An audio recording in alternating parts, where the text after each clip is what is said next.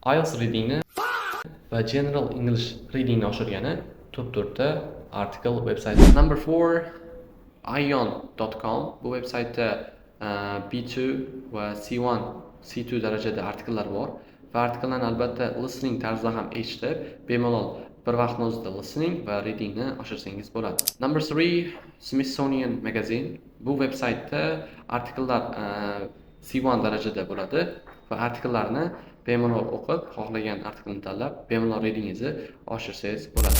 Number 2 National Geographic.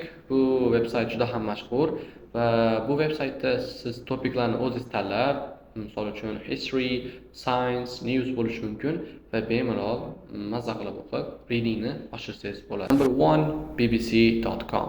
Bu vebsaytda ham albatta topiklarni o'zingiz tanlab, bemalol ingliz tilidagi bo'lgan artikellarni o'qib, readingizni oshirsangiz bo'ladi va artikellar albatta yangi chiqadi, ya'ni daily yoki weekly tarzda artikellar publish bo'ladi va bu artikellardan albatta yangi so'zlar yodlab, bemalol readingni oshirib olsangiz bo'ladi.